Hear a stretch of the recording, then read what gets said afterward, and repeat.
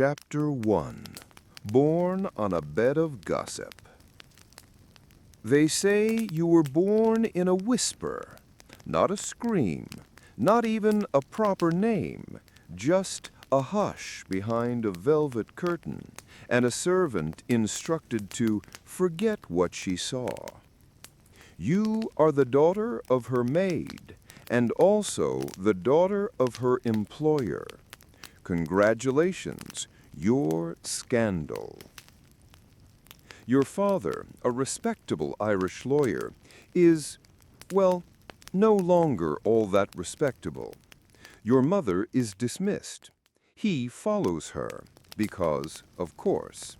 And soon the three of you are living in the countryside, hiding in plain sight under an elaborate lie.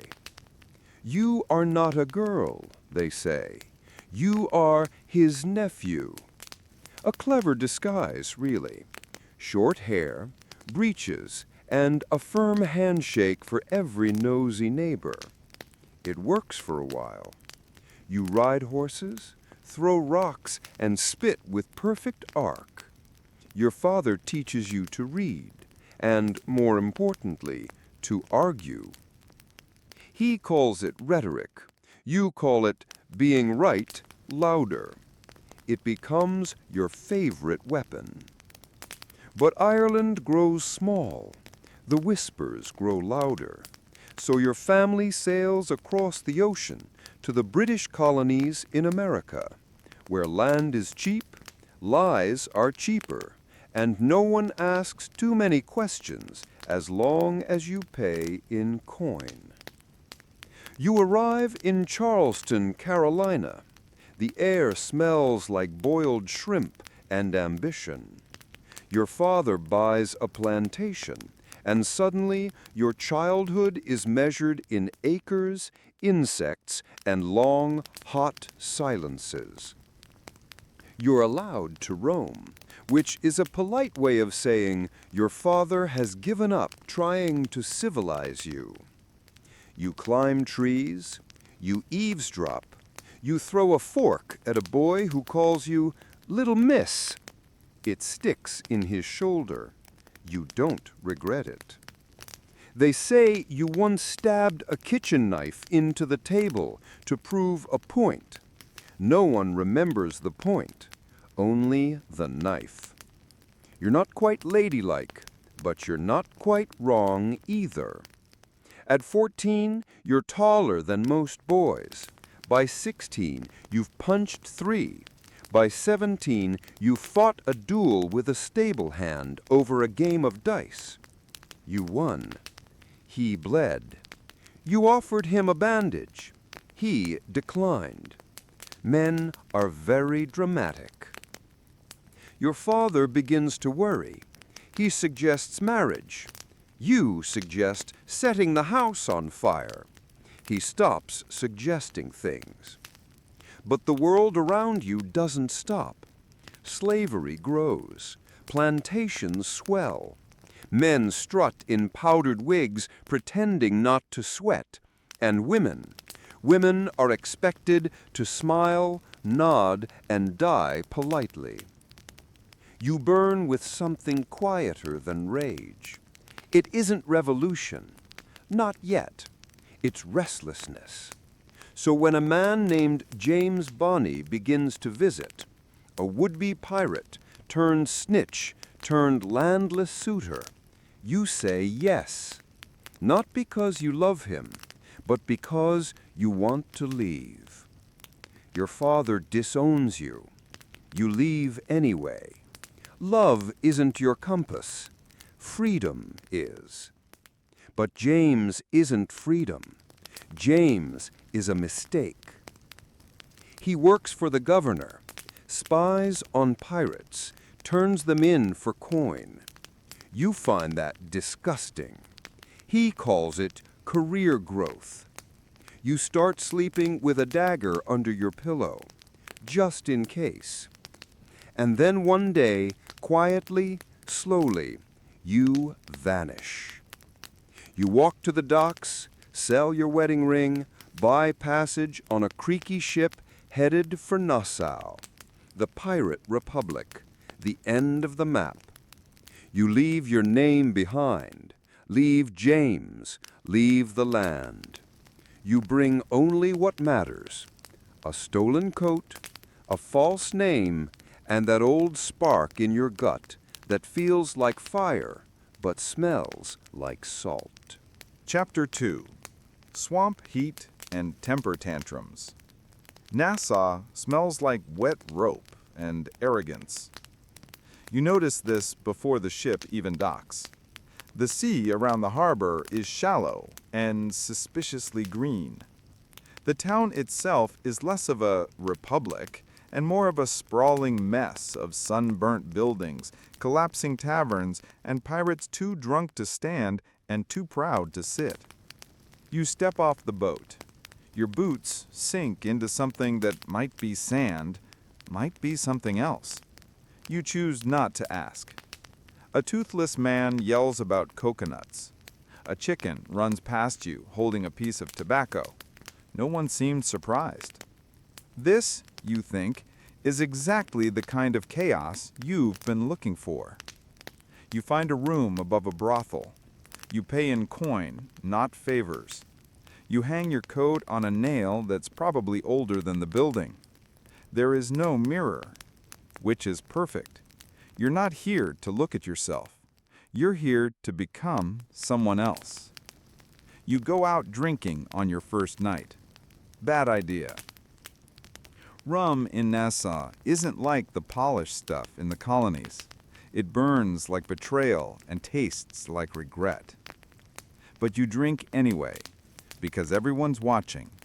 And you've learned that blending in sometimes means blacking out. You wake up in a pile of fishing nets. There is a man snoring on your leg. You elbow him. He groans something that might be an apology or might be a recipe. The taverns here serve stew with bones still in it. The whores have better manners than the governors, and everything, absolutely everything, is sticky. You meet Calico Jack on day 3. He's wearing too much lace. His shirt is open. His ego is louder than the cannon fire you'll later associate with him. He tells you he's a captain. You ask where his ship is. He gestures vaguely toward the sea and changes the subject to your eyes. You roll them. He smiles. And for some reason, you don't walk away. Maybe it's his charm. Maybe it's the way he lets you speak. Maybe it's because he treats you like a person instead of a challenge. Or maybe it's because you're bored. And Calico Jack is never boring. You play cards. You drink more. You learn to navigate the strange etiquette of pirate bars. Rule 1, don't touch the parrot. Rule 2, never sit on a warm chair. Rule 3, if someone pulls a knife, compliment their mustache. By week 2, you've met the crew. They're a disaster. One has wooden teeth. One has a hook he insists is purely decorative. One plays the flute and nothing else, ever. And yet, they move like a family. A dysfunctional, sweaty, cursed family. You start to want in. But there's a problem. You're still a woman. And women, they say, bring bad luck to ships. Which is ironic because ships themselves are called she. You laugh at the hypocrisy. You study the crew. You learn how they talk, how they move, how they spit. You wait. Then, one night, you put on breeches, bind your chest, and walk up to Calico Jack with a face full of "Don't you dare question me." "I want in," you say. He squints at you, then shrugs. "Fine. Can you swab a deck?" You can. You will. You do. And just like that, you're a pirate. Not because you looted anything, not yet, but because you showed up, pretended to be something you're not, and played your part so well that no one even asked your real name. You swab, you sweat, you bleed from blisters. You hum shanties you don't know the words to. You scrub blood off a plank without asking whose it was. You learn where the rats live. You respect them. And somewhere between mopping vomit and dodging flying tankards, you feel it. You belong here. In the stench, in the noise, in the freedom. You are no longer Anne Bonny, the disowned daughter of a disgraced lawyer. You're just that new lad with the attitude. And somehow, that's enough. Chapter 3. Your first battle against a sea of vomit. You wanted glory. You wanted sword fights. You wanted your name whispered in fear across every rum-soaked duck from Tortuga to Trinidad. What you get is vomit. It starts with the cook. He's made something he calls fish stew. There is no fish. There is no stew.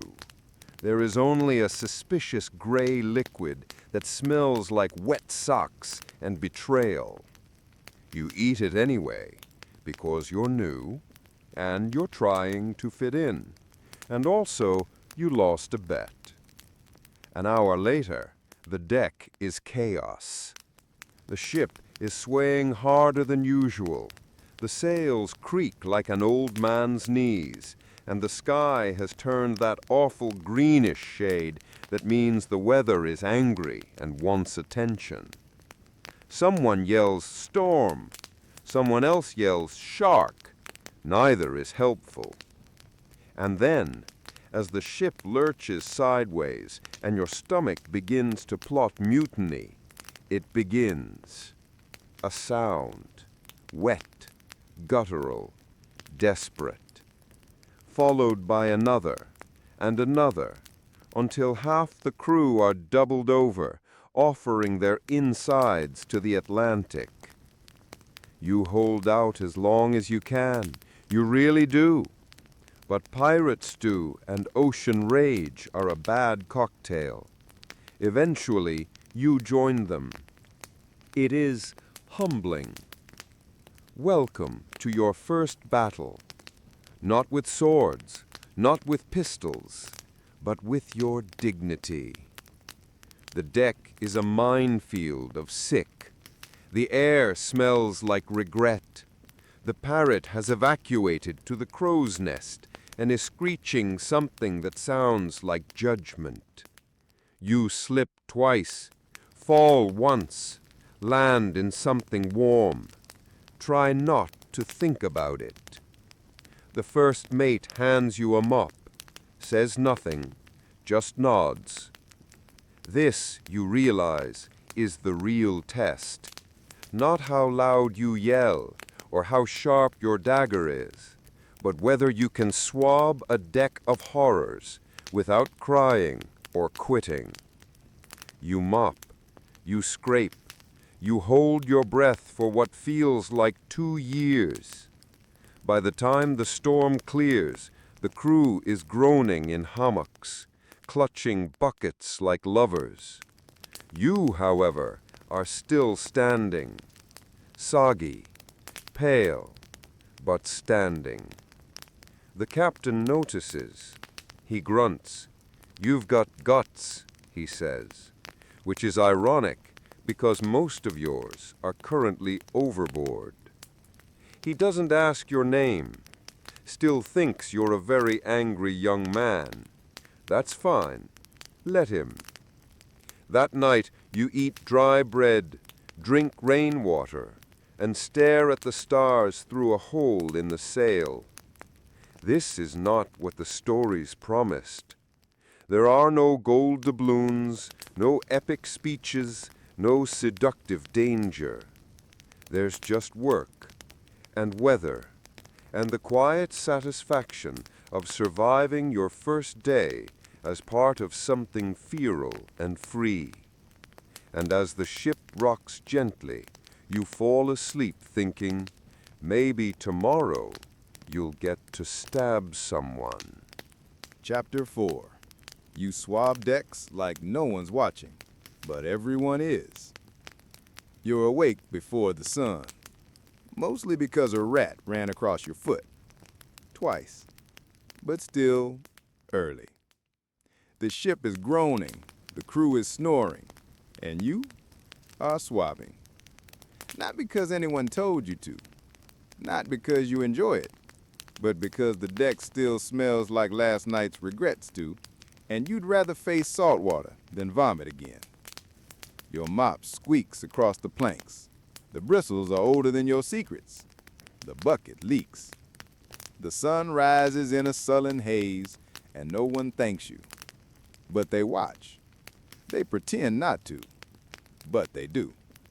The cook pauses mid-onion. The cabin boy blinks twice and drops a spoon. Even the goose, the one that's not supposed to be on the ship, hisses suspiciously from behind a barrel. It's unclear who brought the goose aboard. No one claims it. It answers to no name. It rules the aft deck now. You scrub harder, back bent, hands blistered. Daggers still strapped to your calf, because you're not stupid. Calico Jack appears at the helm, shirt open to the wind, hair unreasonably dramatic. He spots you. You raise an eyebrow. You keep mopping. You know, he says slowly, most of the crew try to avoid work when they're not ordered. You don't look up. Most of the crew smell like despair. He grins, walks away. Later that morning, the others begin to test you. Not with swords, not yet, but with worse. Tasks. Scrub the galley, says the cook. So you do. Repair the netting, says the quartermaster. So you climb, and curse, and don't fall. Clean the bilge, says no one. You just do it. And that's when it happens. Respect. But not the loud, glorious kind.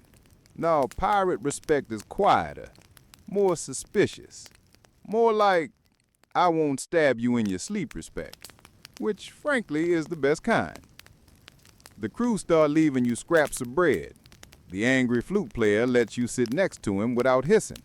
The goose bites you one less time than usual. You're in. Sort of. One evening, you're sitting on a coil of rope, chewing on salted fish and pretending it's food, when Mary Reed sits beside you. You don't know her name yet. She's quiet, efficient, dangerous. She glances at you. You glance at her. No one speaks. But you both know. You both mop too well. You both avoid bathing with the others. You both tie your shirts a little too tight. A silent understanding forms, an invisible truce. Neither one of you says it, but the truth sits between you on that rope. You're not the only one hiding something. And that, oddly, is comforting. Later, in your hammock, as the ship creaks and someone snores like a drowning goat, you smile. Not because the job is good, not because the food is better, but because for the first time in a long time, you're not cleaning someone else's mess. You're building your place in it, one mop stroke at a time. Chapter 5. You learn to sword fight with a spoon. Training starts by accident, which is how most things happen on a pirate ship. You're in the galley, minding your own business, trying to scrape burnt porridge out of a pot that might also be rusted through, when the quartermaster bursts in, bleeding from his forehead, and yelling something about the flute player being a dishonorable potato. You glance up, then return to the pot. You've learned that pirate drama usually sorts itself out with shouting, slapping, or nap time. But today, it escalates.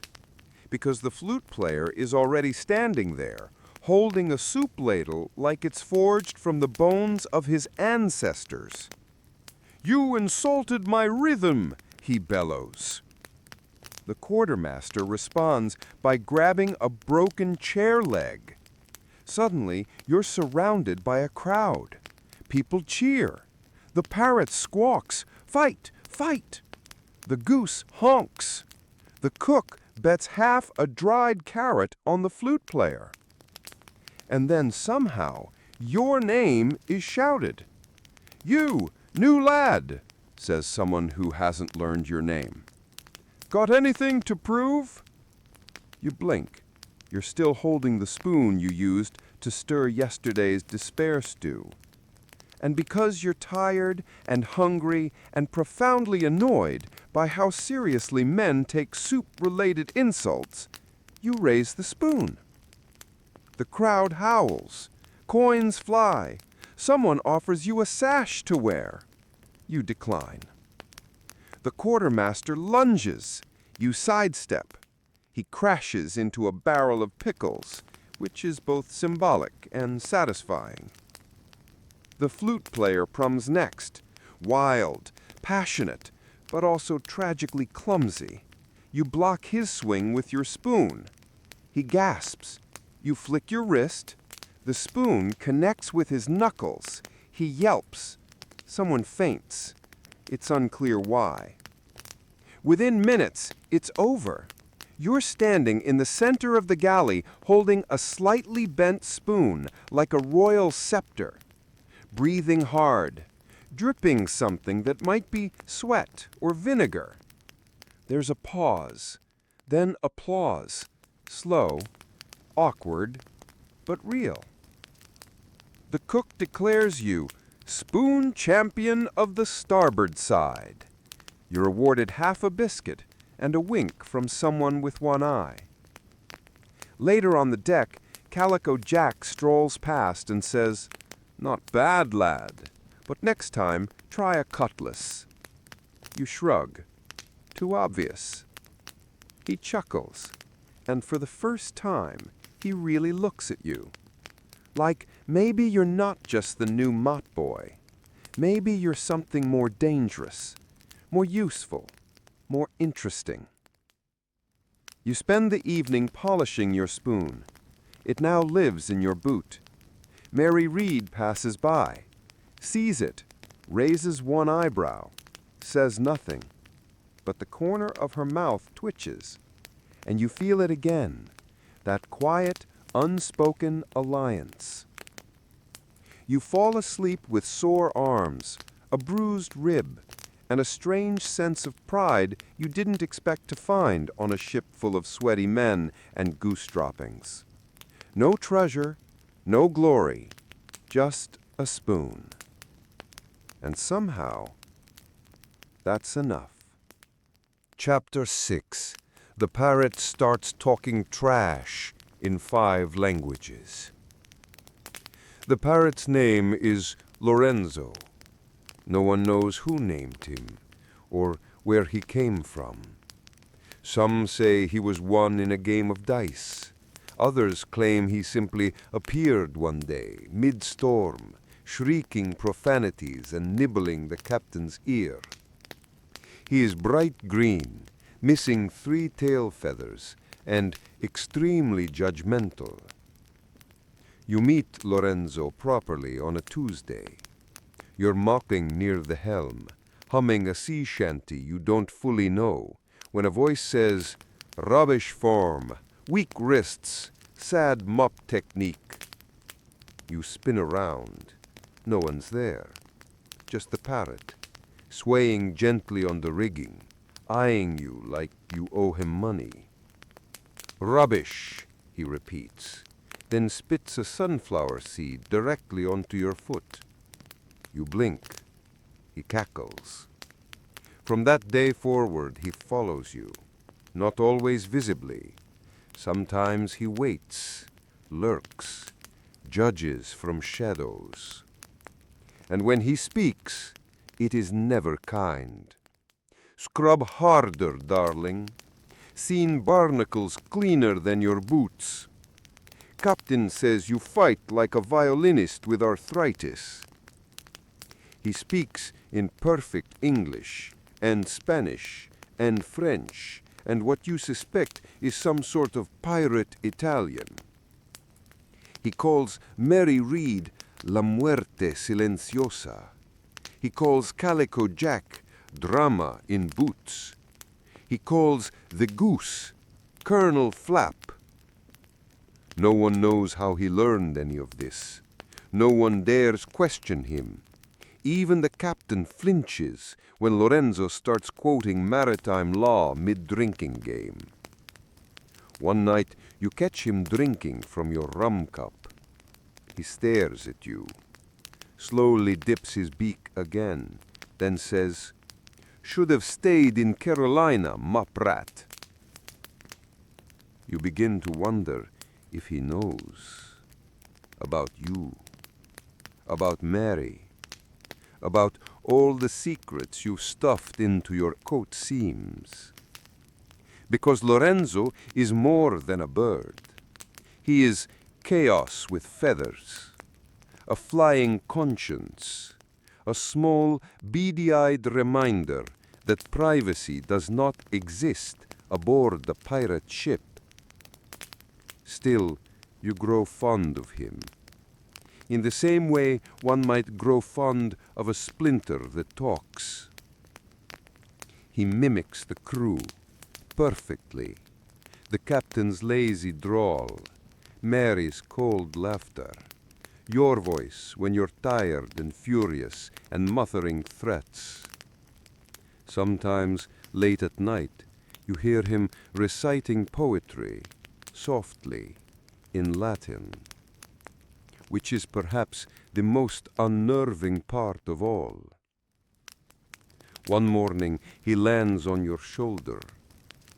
You freeze. He leans close, whispers, "Secrets rot faster than fish," then flies off, cackling. You don't sleep well that night. But strangely, you feel safer, as if someone, something is watching out for you, even if that someone is half bird, half insult machine. On the high seas, loyalty takes strange forms, and sometimes it has claws. Chapter 7. The captain confesses he's afraid of mermaids. It begins, as all great tragedies do, with too much rum and a full moon that seems to be judging everyone equally. You're on night watch. The sea is calm, suspiciously so. Even the goose is asleep, curled in a coil of rope like some unholy feathered pretzel. Calico Jack appears beside you, shirtless, barefoot, and holding a bottle that may or may not be rum, vinegar, or his own invention. He leans on the railing with a dramatic sigh, like a man who's just remembered he owes money to Neptune. "Ever seen a mermaid?" he asks. You raise an eyebrow, shake your head, wait. He takes a long sip, then gestures vaguely at the waves. "They're real," he says, like someone revealing that bread exists. You say nothing, because at this point you've learned that silence is the fastest way to get the full story. "She had green eyes," he mutters, "and teeth like little razors, sang like heaven, smelled like cod." You stifle a cough. He doesn't notice. She pulled me overboard once, he continues. I was 17. Woke up with seaweed in my pants and an overwhelming fear of feminine energy. You nod slowly, as if this explains everything. She whispered my name, he says, but I don't think she actually knew it. She called me Harold. He shivers. You blank. His name is not Harold. She offered me a crown made of bones. I said no, mostly because I was drowning.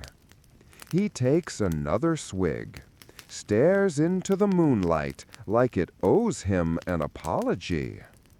That's why I don't bathe near coral, he mutters. Too many memories. You resist the urge to ask how often he bathes near coral. Instead, you pat him on the shoulder. It's clammy. He turns suddenly. Promise me something, lad. You nod. If you ever see a mermaid, run. Or throw her a parrot, something to distract her. They love birds. Feathery snacks, really. At this point, Lorenzo, who has been dozing in the rigging, snaps awake, squawks, "I heard that," and flies off in protest. Calico Jack doesn't flinch, just downs the rest of the bottle, wipes his mouth on his sleeve, and mutters something about trauma being tidal. Then he wanders off, singing a lullaby in a key that's never existed before. You stare after him.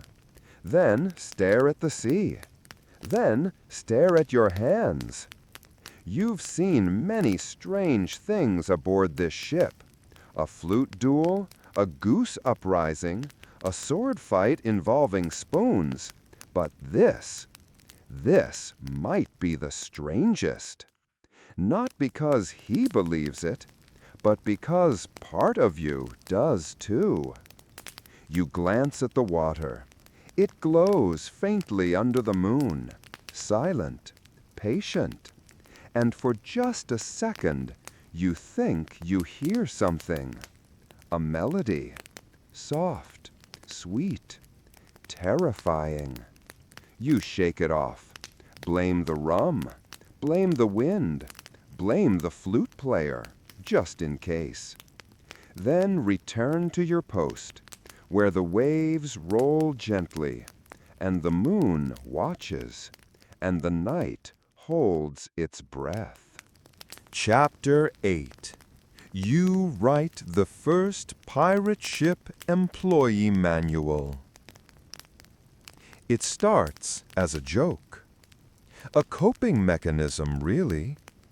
A way to keep your sanity in a world where your blanket is damp, your boots are alive, and someone keeps stealing your biscuits. You take a scrap of parchment, dull charcoal, and begin to write. Rules for surviving the Salty Goose. It's meant to be personal, private, therapeutic.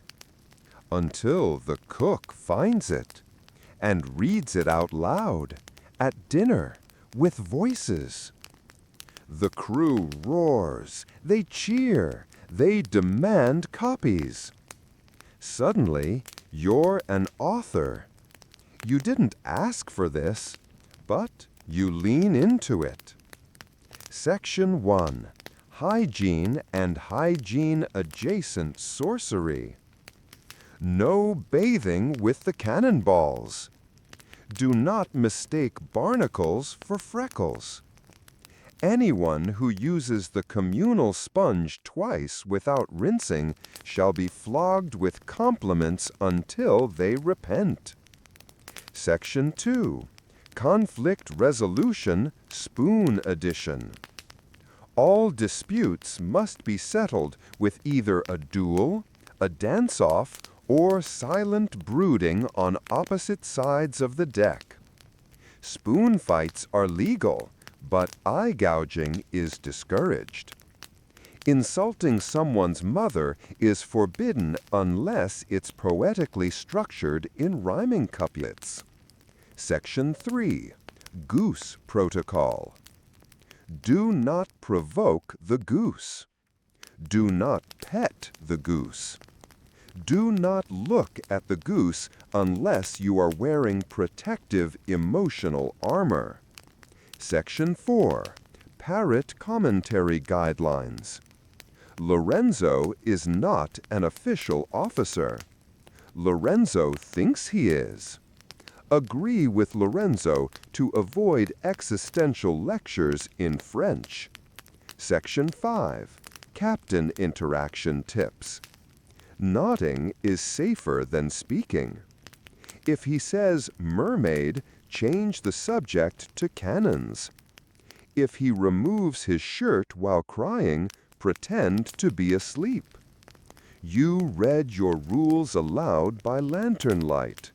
The crew listens like children at a ghost story. Mary Read doesn't laugh, but she smirks. Calico Jack claps. Finally, he says, someone around here with discipline. Then trips over a rope and lands in a barrel.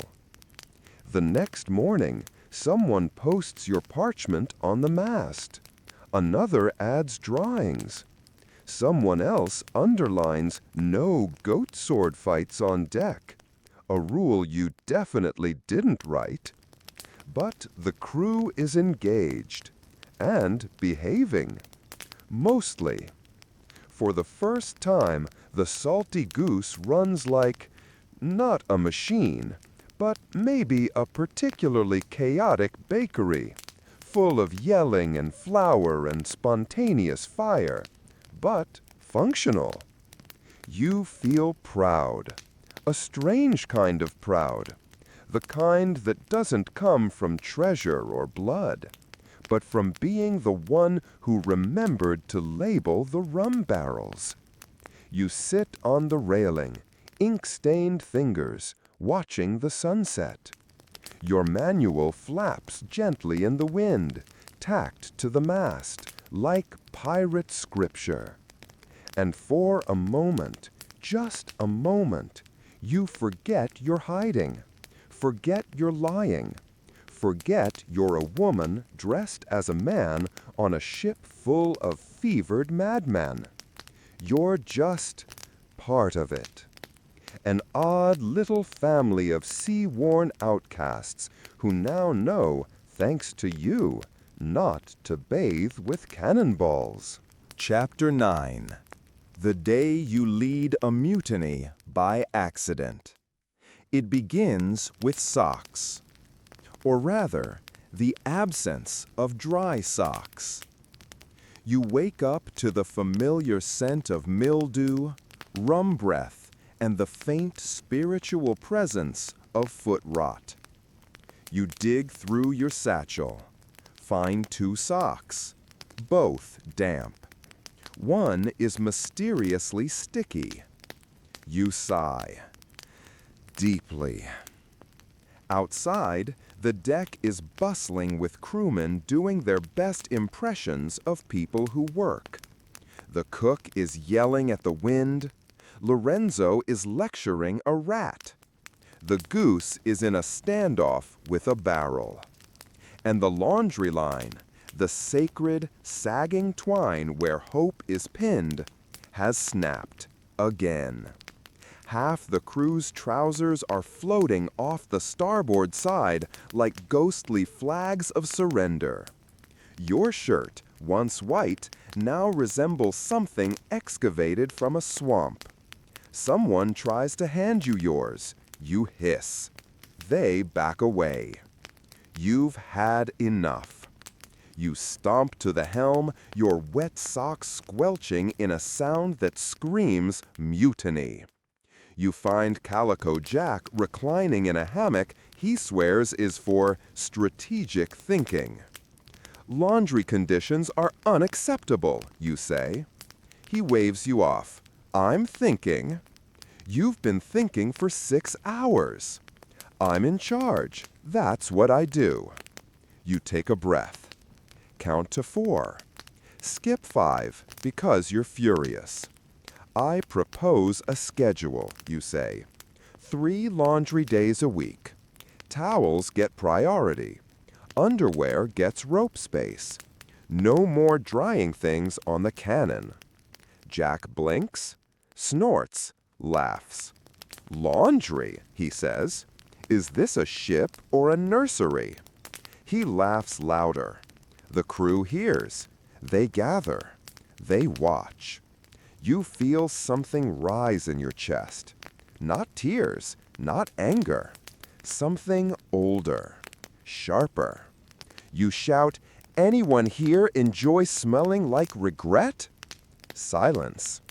Then someone whispers, "I haven't had a dry sock in 2 months." Another mutters, "I found mold in my trousers." The cook raises a ladle like a weapon.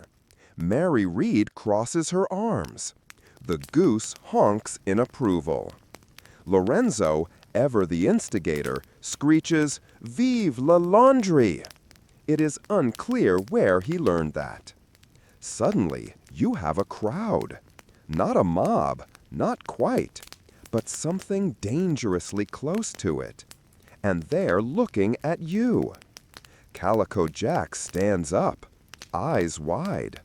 Now, he says, no need to get dramatic. Too late. Someone lifts you onto a barrel. You panic, blurt, "I just want clean sheets." Cheers erupt. "We demand towels," yells the carpenter. "Proper washing buckets," adds the flute player. "Folded corners," cries a man who hasn't blinked in days. You blink, twice. You have become, entirely by accident, the leader of the world's first pirate laundry union. Jack sighs, defeated. "Fine," he says.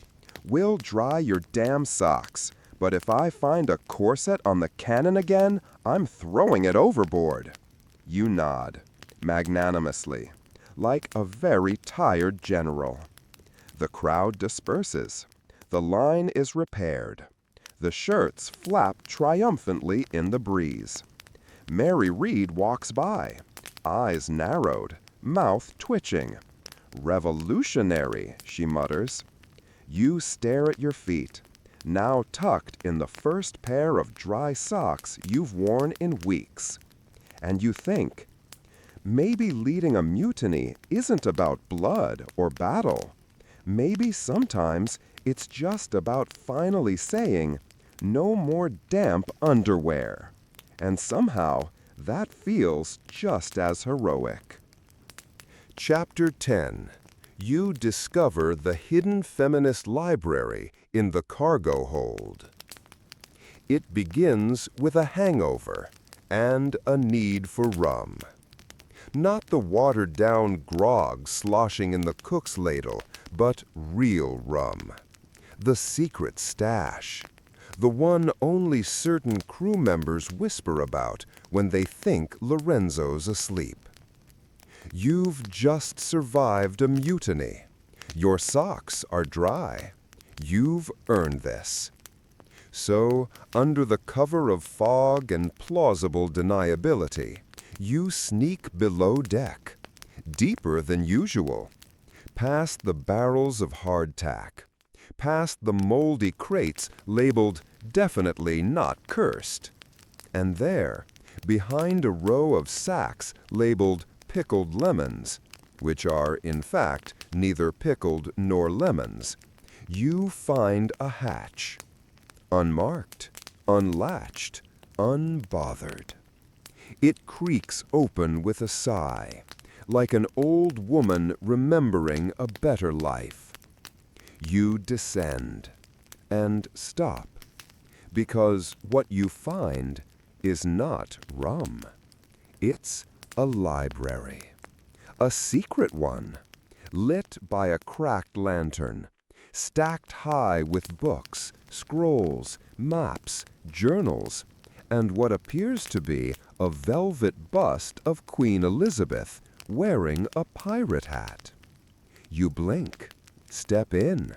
The air smells like dust and sea salt and something older, ink maybe, or rebellion.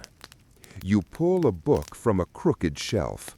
The cover reads, "Plunder like a lady, strategies for subtle sabotage and loud jewelry."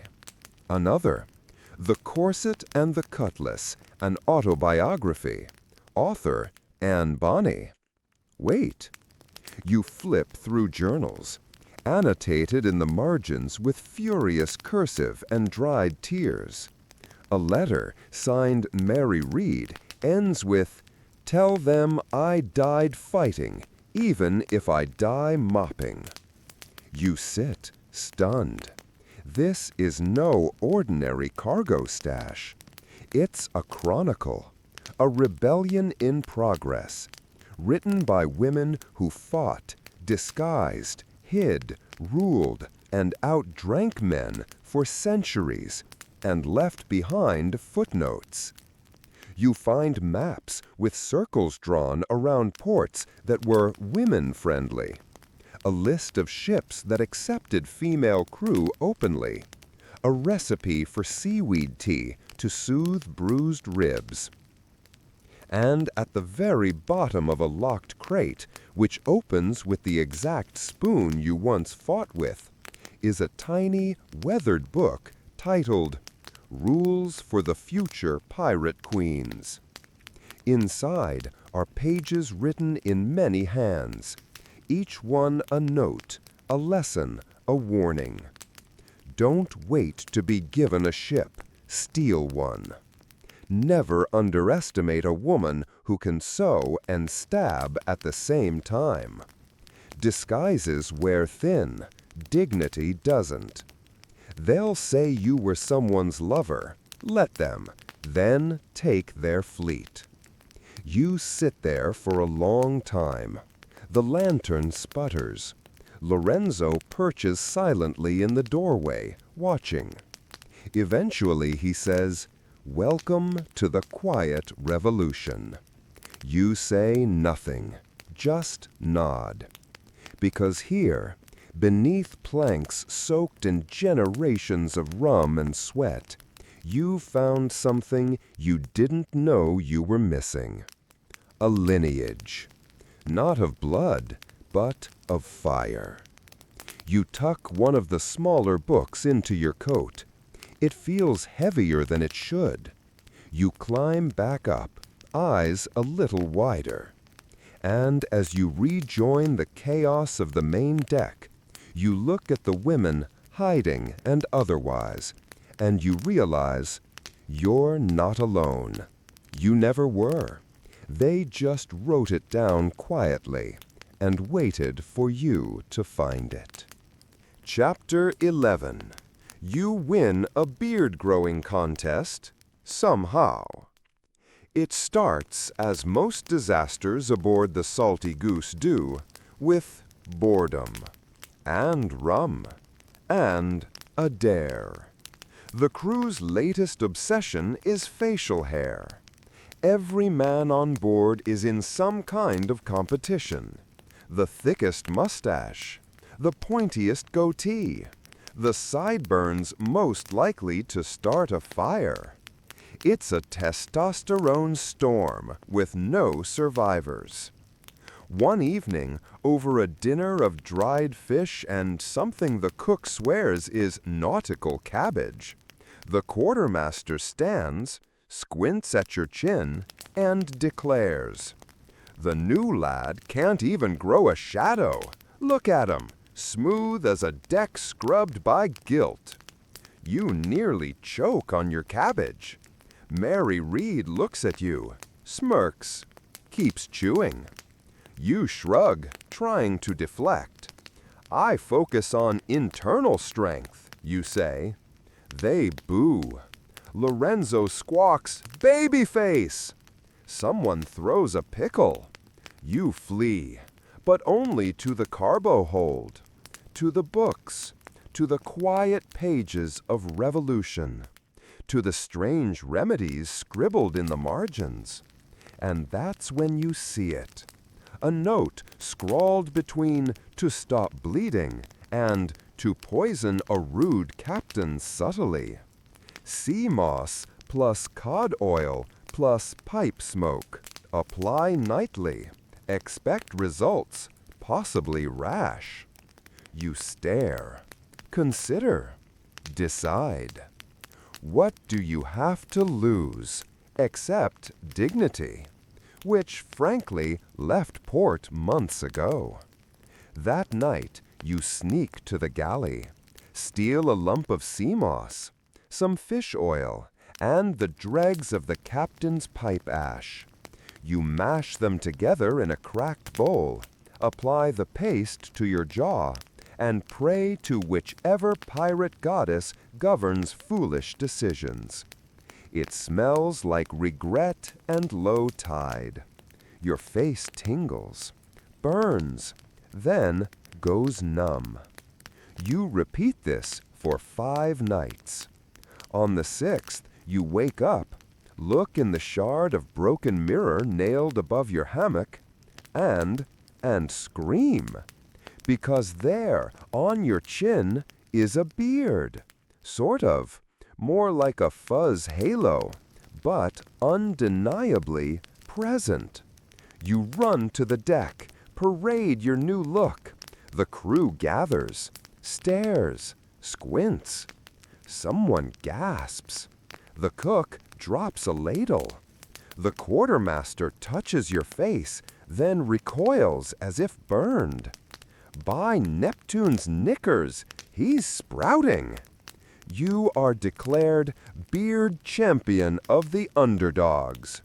A sash is fashioned from rope and old laundry. You're forced to give a speech. You thank natural remedies, hardship, and spite. Mary Read finally breaks, laughs out loud, loud enough for everyone to hear, loud enough to make the parrots say, "Scandalous." That night, as you peel the last of the moss paste off your skin, you stare at your new reflection. It's not much, just some scruff, but it's yours, or at least believable. And on this ship, believable is as good as real. You sleep with your head held high, your face smelling faintly of swamp, and a ribbon pinned to your coat that says, "Facial hair, a journey." You've passed another test, not of strength, but of illusion. And in a world that doesn't believe a woman can steer a ship, fight a duel, or write a laundry manual, illusion is everything. Chapter 12. A Spanish ship mistakes you for the sea goddess of wrath. It begins with thunder. Not the poetic kind, not the slow roll that trembles the sea and whispers omens. No, this thunder arrives mid-breakfast, shaking bowls, snapping ropes, and sending a terrified rat skidding across the deck with half a biscuit in its mouth. You're halfway through your tea when the lookout yells, "Sails, starboard, Spanish!" The crew scrambles. Cannonballs are loaded. Boots thud. The cook hides in a barrel labeled flour. It's not. Calico Jack rushes out in his nightshirt. Mary Read grabs a pistol in each hand without spilling her coffee. And you? You just stand there, mug in hand, damp beard, zero patience. It's the 3rd time this week someone has tried to rob you. And honestly, you're out of clean socks again. The Spanish galleon approaches fast, sleek, menacing, painted with enough gold trim to offend a cathedral. The captain, some arrogant, perfumed aristocrat with too many buttons, shouts demands through a speaking trumpet. You don't understand all the Spanish, but you catch surrender, contraband, scrub-faced demons. Lorenzo, perched on the mast, shrieks, "Your mom's a barnacle!" in perfect Castilian. Then the sky cracks. A lightning bolt tears the heavens and hits the Spanish mast directly. The explosion is majestic, sails ablaze, rigging flailing. One sailor faints dramatically into the sea. But here's the thing. You were standing on the deck, alone, silhouetted against the flash, with your hair swirling, your coat billowing, and your tea still somehow in your hand. You didn't plan it. You're not even holding a weapon. But to the Spanish, you are a vengeful sea spirit, a bearded, barefoot deity of nautical fury. Someone screams, "La diosa del mar, perdónanos!" Another throws his sword overboard. A third begins praying to Saint Christopher, then hedges his bets and includes Poseidon. The galleon spins, turns, flees. Just like that. No cannon fire, no blood, just the holy terror of a pirate with attitude and good backlighting. The crew stares at you in stunned silence. Calico Jack lowers his nightshirt hood. What just happened? Mary mutters, "She's a goddess now." You shrug, sip your tea. It's gone lukewarm, still good. Later that evening, the crew paints a small mural of you in the cargo hold. Rays of divine light behind your head. 1 foot on a cloud, holding a mop like a thunderstaff. You don't object. You just ask that they spell your name right and stop adding glitter to the beard. Lorenzo refuses to call you anything but your damp holiness for 3 days straight. And for the first time, you feel something you never expected. Fear. Not yours, theirs. Because now, you're not just another scruffy deckhand with secrets. You are a myth, a warning, a storm in boots. And for a pirate, that's almost better than treasure. Chapter 13. You organize the first pirate talent show. The idea begins, as all terrible ideas do, in a moment of peace. There's no storm, no Spanish galleon, no mutiny, mop crisis, or goose uprising. Just a calm sea, a warm breeze, and 40 bored pirates staring into the void. Calico Jack is humming something off-key. Mary Reed is whittling a toothpick into a smaller toothpick. The cook is trying to ferment a coconut. You watch all this from your usual spot, chewing stale bread, when Lorenzo lands beside you and mutters, "Ship's dying, spirits low. Fix it, mop prophet." You roll your eyes. But he's right. The crew needs distraction, entertainment, something less violent than usual, but still dramatic enough to hold their attention. So you do the unthinkable. You gather them on deck and declare, "We're having a talent show." Silence. A spoon drops. Someone gasps. The parrot blinks twice. Then someone says, "What's a talent?" You explain. Each pirate must perform something. Sing, dance, juggle knives, tell a story, wrestle a philosophical concept into submission. Anything. No rules, just flair. Calico Jack scoffs. "I don't perform." You remind him he once did interpretive sword ballet because someone spilled rum on his boots. He glares, concedes. Day of the show.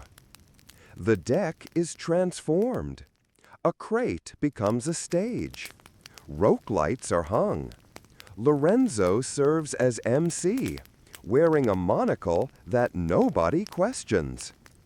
The crew gathers, sitting on barrels, nets, each other. You begin with a speech. Tonight we celebrate art, mediocrity, and whoever makes it through their act without vomiting. They cheer. Act 1. The flute player performs a haunting sea ballad. Everyone weeps, mainly from confusion. Act 2. The cook recites romantic poetry to a raw onion. The onion seems touched. Act 3. Two pirates sword fight blindfolded while reciting Shakespeare. They end up kissing. The crowd roars. Act 4. The goose refuses to participate, still receives a standing ovation. Act 5. Mary Read steps up. No announcement, no intro. She juggles 3 knives balancing on a keg while reciting the pirate code in Latin. You fall a little more in love with her than is strategically safe. Final act. Calico Jack. He saunters out in a silk robe, draws a line in chalk, and proceeds to dramatically monologue about a time he fell in love with a mermaid and a bowl of mashed potatoes simultaneously. The crowd is speechless, then wild. Someone faints. Someone else proposes to the parrot. You close the show by awarding everyone a ribbon. Each one says, "You did something. That counts." The crew cheers, throws biscuits in the air, and someone sings a sea shanty so out of tune it creates wind. You sit on the stage crate, legs dangling, watching your band of misfits glow in the moonlight, laughing, clapping, alive in ways you didn't think possible. You didn't need swords, or storms, or legends tonight. Just a stage, and permission to be ridiculous, to be human, to shine. Even pirates, it turns out, just want to be seen. Chapter 14. The crew finally acknowledges you're a woman. It doesn't happen in a storm, or a sword fight, or a dramatic, shouted confession from the crow's nest. No, it happens over laundry. Again. You're rinsing your shirt in a bucket that may or may not have once held pickled squid. The deck is quiet. Mary Read is mending a sock. Lorenzo is muttering insults at a cloud. Then, without ceremony, your shirt slips. The binding underneath loosens. Not much, just enough. Enough for Mary to glance over. Pause. Raise one eyebrow. You freeze, heart thudding like cannon fire. But she doesn't speak. She just tosses you a clothespin. You missed a sleeve, she says. And that's it. Or so you think. Later that evening, you're climbing the rigging to check the lanterns, still tense, still replaying the moment, when you hear the quartermaster shout, "Hey, turns out the lad's a lass!" You nearly fall off the rope. You slide down, boots scraping, ready to fight, or run, but the crew just stares. Not angry, not surprised. Just chewing, blinking, absorbing. The cook shrugs, explains the handwriting. The flute player gasps, but the beard. You mutter, it was a Moss situation. Someone claps. Someone else nods sagely. The goose honks as if to say, finally. Calico Jack strolls over. His eyes, for once, are clear. You know, he says, I've been suspecting since the spoon duel. You raise an eyebrow. No man holds a spoon like that, he adds. You wait for mockery, for dismissal, for exile. Instead, he just shrugs. You mop better than all of us. You write manuals. You scared off a Spanish warship with your beard and bad attitude. Your crew. That's it. You're not the girl. You're not the scandal. You're not the imposter. You're you. Just you. Seen, known, and still kept. Someone tosses you a tankard. To secrets, says Mary. To socks, adds the cook.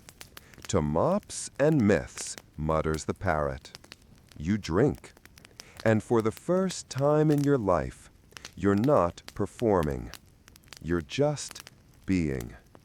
On a floating chaos vessel, surrounded by rum-soaked weirdos and judgmental birds, you found something rarer than treasure. Acceptance. Not in spite of who you are, because of it.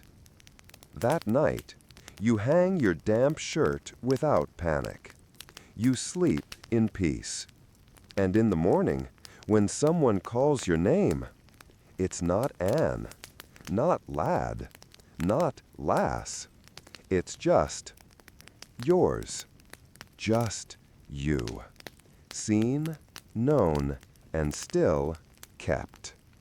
Someone tosses you a tankard. To secrets, says Mary. To socks, adds the cook. To mops and myths, mutters the parrot. You drink. And for the first time in your life, you're not performing. You're just being. On a floating chaos vessel, surrounded by rum-soaked weirdos and judgmental birds, you found something rarer than treasure. Acceptance. Not in spite of who you are, because of it. Chapter 15. You sail into the horizon with equal pay and 2 parrots. It doesn't end with a bang. It ends with laundry. Of course. Your final morning on the Salty Goose begins with sunshine, clear skies, and a very polite goose that only bites you once. The crew is bustling, half-dressed, singing, arguing over who left their underpants in the cannon. And you're folding shirts. Not because you have to, but because it brings you peace. Your beard is patchy but permanent. Your manual now has a 2nd edition. and someone painted your face on the side of the ship, holding a mop in one hand and a parrot in the other, both screaming. Yes, both. You have 2 parrots now. Lorenzo, of course, still judgmental, now retired from insult duty. He's taken up haiku. And the new one, Lucia, a rescue from a ship you raided politely. She only says absolutely not, and whistles the theme from an opera no one recognizes. They sit on either shoulder, tiny winged gods of chaos and commentary. Today, you're sailing east. No destination, just wind and want. The crew voted, unanimous. You're captain now.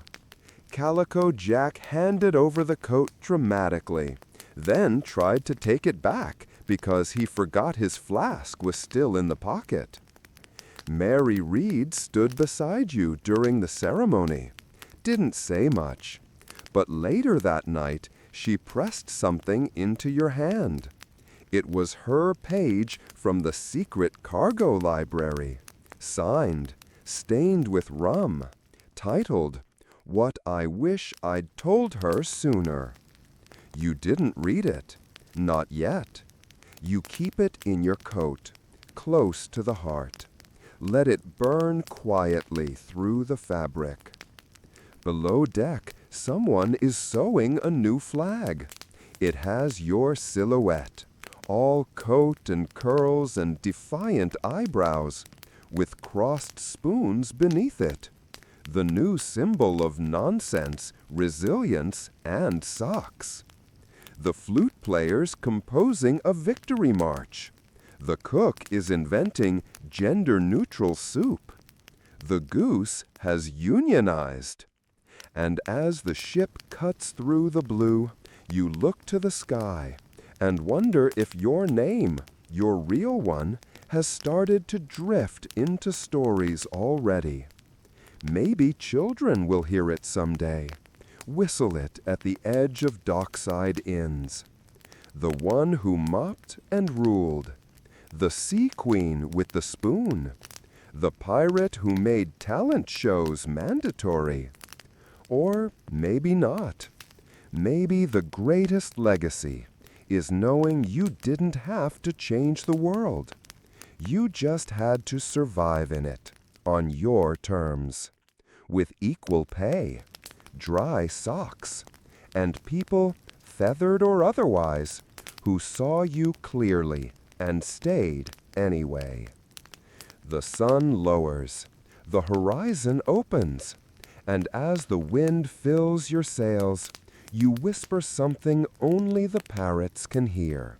They nod, both of them, then scream, and you sail forward, not toward legend, but through it.